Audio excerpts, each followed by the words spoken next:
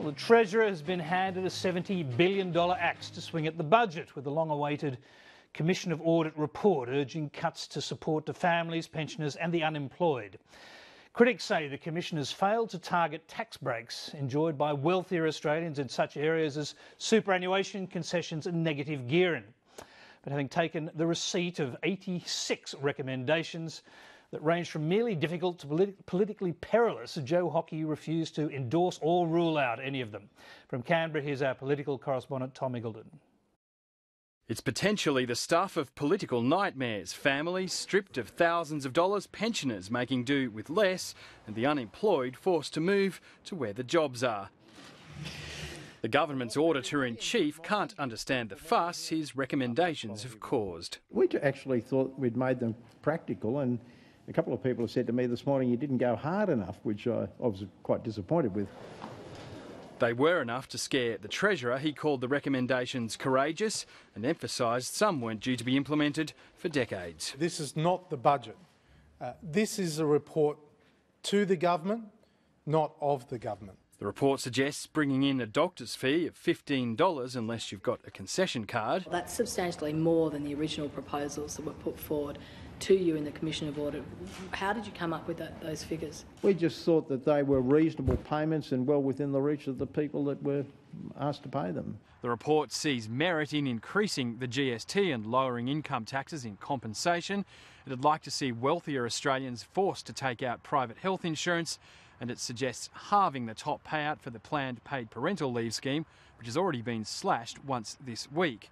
There's a plan to recalculate the minimum wage, and it'd like to see drastic trims to the family tax benefits brought in by John Howard, by some estimates costing the average family up to $5,000. There's even, it says, too many generals in the army. It seems to have grown disproportionately with the rest of the budget and with the requirements of the Defence Forces. The report's particularly critical of the size of the federal bureaucracy. In northwestern New South Wales, in one town, 70 service providers in a community with 300 Indigenous people. 70. I mean, what the hell are they doing?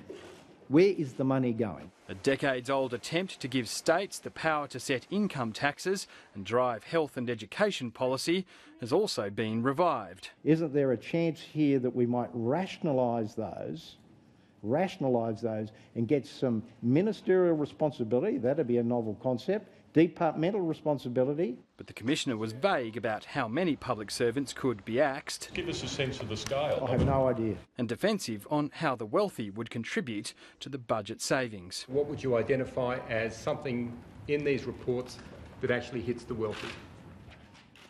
Well, age pension means testing, for example, I think including the family home is clearly something that would hit the wealthy. Do you really think those are enough to balance the impact on the poor or the middle from the benefit withdrawal? Well, maybe, maybe not. The last Federal Commission of Audit, it's my pleasure to present this report, came not long after the last coalition government was sworn in.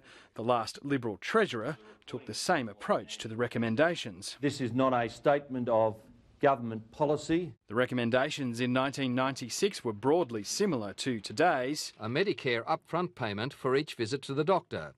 The total replacement of university funding with scholarships, student fees and bequests, and a tougher approach to adjusting pensions. Few were ultimately taken up. Means testing nursing home care and the handing over to the states of key areas such as health and education. Despite the warnings of a budget crisis to come, especially in health. That program is not sustainable in its current form. The then Audit Commissioner says the Howard government could afford to put off tackling a spending explosion because of the mining boom which soon followed. In my view, the current government has fewer options unless we're suddenly delivered some, gold-plated exports, which I can't see coming. He bristles at criticism. Today's report is one-sided. It's a glib to say, tax the rich, because there's all sorts of consequences in simply wielding in another set of taxes. And he's pushing the government to go ahead with the recommendation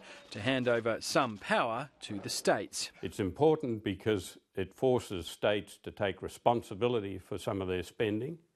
It also stops the multi-layering, I guess, of government and bureaucracies, particularly in the areas of health and education. Others say that idea's got little support and virtually no chance of being implemented. This one's a bit odd in the sense that they've made some quite radical recommendations regarding the tax system, for example, handing income tax back to the states, and at the same time, when any of the tough issues have come up, like superannuation, tax concessions, they've said, oh, well, that's outside our terms of reference. John Quiggin says the report's gone easier than its predecessor on the doom and gloom. What we've seen, I guess, is not quite as much panic and crisis rhetoric as is usual. And says it's revealed little about the state of finances that wasn't already known. A wish list of policies that really could have been prepared well in advance of the election. There's not really much that depends on a study of the Commonwealth's actual position. State premiers are gathering in Canberra tonight, dining with the Prime Minister ahead of formal meetings tomorrow. A chance, perhaps, in the words of the Audit Commissioner, to reinvigorate their relationship. Tom Iggulden, Lateline.